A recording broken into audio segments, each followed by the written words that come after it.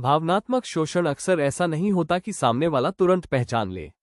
यह न कोई ऊंची आवाज होता है, न ही कोई स्पष्ट हिंसा। यह एक धीमी प्रक्रिया है जिसमें कोई व्यक्ति दूसरे को इतने सलीके से तोड़ता है कि उसे खुद पता नहीं चलता कि वो टूट चुका है। धीरे धीरे, रोज थोड़ा थोड़ा, मानो कोई कलाकार एक अदृश्य चित्र बना रहा हो जो अंत तक पहुंचने पर ही दिखाई देता है। ऐसे संबंधों में अक्सर शुरुआत बहुत आकर्षक होती है। सामने वाला व्यक्ति इतना अपनापन, इतना विश्वास और इतना स्नेह दिखाता है कि सब कुछ पूर्ण लगता है।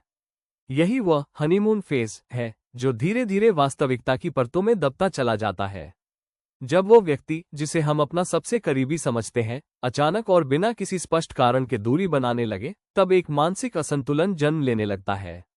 ये दूरी सिर्फ शारीरिक नहीं होती, वह नजरों से शुरू होती है, बातों में फैलती है और धीरे धीरे आत्मसम्मान तक पहुंच जाती है।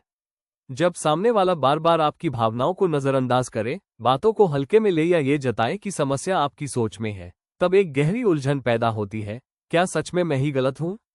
यही भ्रम शोषण की सबसे प्रभावी तकनीक है। जिस व्यक्ति से आप प्रेम करते हैं वही जब आपको आपकी ही नजरों में छोटा करने लगे, ये पीड़ा गुप्त होती है पर उसका असर स्थायी होता है। समाज की विडंबना यह है कि बाहरी रूप से सब कुछ सामान्य दिखता है, दो लोग साथ हैं, मुस्कुरा रहे हैं, बातें कर रहे हैं, लेकिन भीतर एक व्यक्ति हर दिन खुद को थोड़ा थोड़ा खो रहा होता है।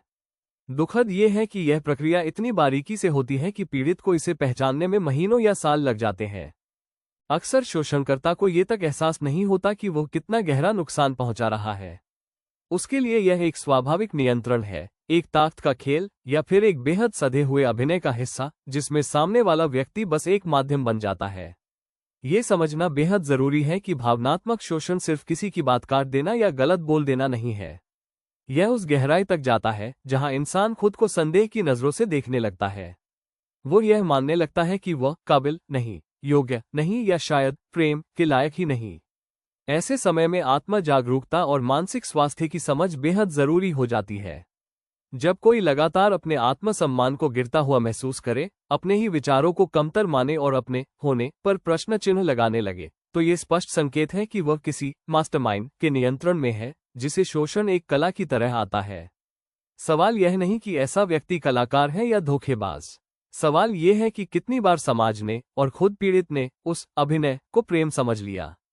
समझना और पहचानना, यही पहला कदम है उस दायरे से बाहर निकलने का जहां संबंध की परिभाषा सिर्फ जुड़ाव नहीं बल्कि आत्मनाश बन चुकी हो।